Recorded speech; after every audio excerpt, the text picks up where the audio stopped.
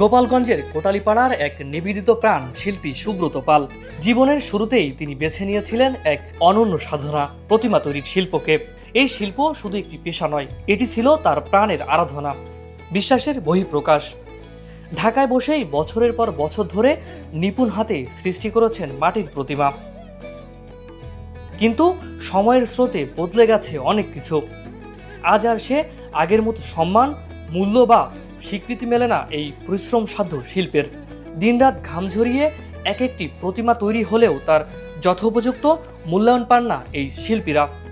ফলে জীবিকার অনিশ্চয়তা, সমাজের অবহেলা আর ভবিষ্যতের অন্ধকারে দাঁড়িয়ে আজ কপালে চিন্তার ভাঁজ সুব্রত পালের।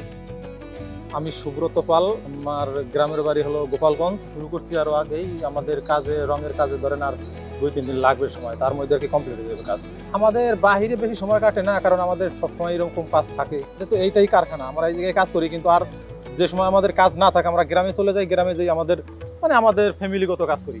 আস্তে আস্তে আমাদের এই শিল্পটা হারিয়ে যাবে, কারণ কি আমাদের ব্যয়বহুল হয় সেটা আমরা পাই না গ্রাহক থেকে, বাদ দিতে হবে। কারণ এই আমাদের যদি সংসার না চলে তাহলে আমরা এই কাজ করি কি করবো? সংসার চলে না, তার ভবিষ্যৎ প্রজন্ম তখন কি হবে সেটা তো বলা যায় না, কারণ এদের এই কাজ শিখাইলে তো চলবে না সংসার।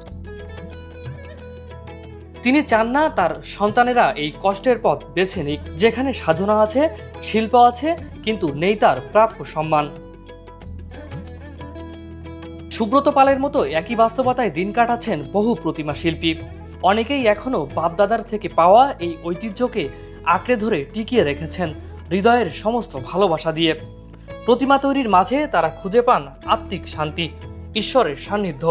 বলছি, এই কাজের সাথে আমি জড়িত ছোটবেলা থেকে, কারণ আমার বাবা এই কাজ করতো, তার থেকেই কম বেশি আমার শেখা।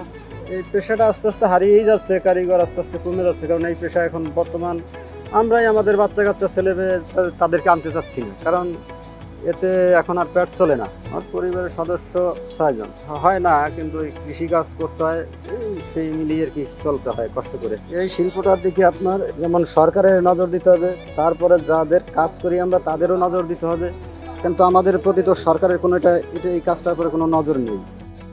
অবহেলা, অবমূল্যায়নেই হারিয়ে যেতে বসেছে হাজার বছরের ঐতিহ্যবাহী এক শিল্প, যা শুধু মাটি আর রঙের কাজ নয়, বরং বাংলার সংস্কৃতি, বিশ্বাস আর আবেগের গভীর প্রতিচ্ছবি।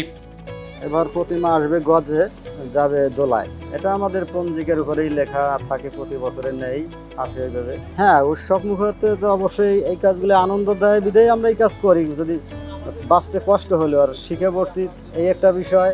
তারপরে এখন আনন্দের বিষয়, ভালো তো লাগে যে আমি কাজ করছি, আমার ভালো লাগতেছে না। ষষ্ঠীতে পূজা শুরু হয়, ষষ্ঠী আমরা অষ্টমী পূজার দিন হয়তো বাড়ি যাবো, তাহলে আমরা পূজা পাচ্ছি কয়দিন? 2টো মাত্র, হিসাবের পূজা একটা পাচ্ছি। এখন আনন্দটা তো আমাদের একটু কম হবেই। সেক্ষেত্রে দেখা যায় বাচ্চা কাচ্চারা তারাও তাকাই থাকে যে বাবা আসবে। সুব্রত পালদের মতো শিল্পীরা যদি থেমে যান, যদি নতুন প্রজন্ম আর না এগিয়ে আসে, তবে হয়তো একদিন কালের গর্ভে হারিয়ে যাবে এই গৌরবময় শিল্প। এমনটাই মনে করছেন সংশ্লিষ্টরা। ফারিজুল ইসলাম, জাগো নিউজ, ঢাকা।